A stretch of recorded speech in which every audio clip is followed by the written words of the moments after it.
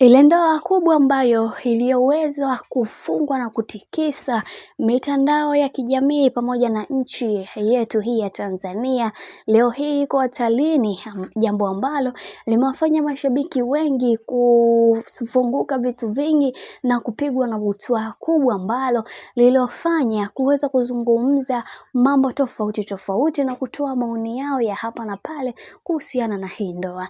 Na hiyo ni ndoa gani? Ndoa ya bibie Nandy pamoja na Billnass, na kukumbusha kwamba hawa watu wawili wamekuwa na migogoro mizito kwenye swala zima la ndoa yao. Nafikiri toka mwaka jana mambo ni hivi hivi mpaka ilifikia kipindi kaka yetu aliweza kutimuliwa na bibie Nandy, lakini mambo yanavyozidi kupamba moto kwa karne hii, kwa safari hii tunaona kabisa dada yetu ameweza kufanya maamuzi yaliyo sahihi. Sasa ni maamuzi gani hayo?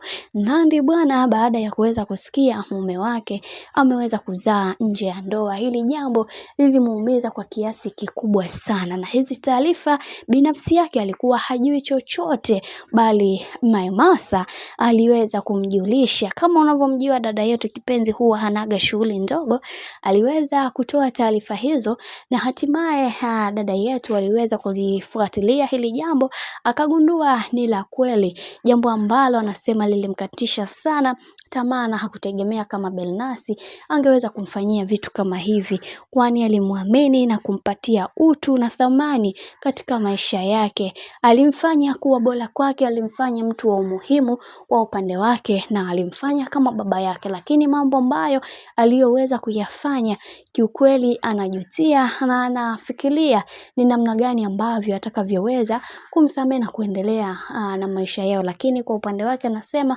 hata hiyo nafasi ya kumsamehe na ikose, kwa sababu kuna mambo mengi ambayo ameweza kunitendea binafsi, nimeumizwa nayo, na mimi kama mimi nitapambana kuweza kuhakikisha kila kitu kinakwenda kuwa sawa. Lakini pia tuliweza kuona hata familia ya Nandy ilieleza vitu vingi sana kuhusiana na changamoto ambazo anazozipitia Nandy, akisema kwamba mtoto wao ndiye baba ndiye mama katika familia ya bibie Nandy pamoja na Billnass, bali Billnass ni kama tu kibenteni pale. Sasa hili jambo limewafanya watu wengi waweze kuongea mengi zaidi na kumsihi sana bibie Nandy kwamba anatakiwa kuwa mtulivu na msikivu, kwa sababu hapa duniani hata akisema achane na Billnass ataenda kukutana na mwanaume mwingine, naye atakuwa kama vile Billnass au ni bora ya Billnass. Hivyo ni vyema akachukua time ya kukaa na kufikiria kwa maamuzi ambayo atakayoyaweza kuyafanya, kwa sababu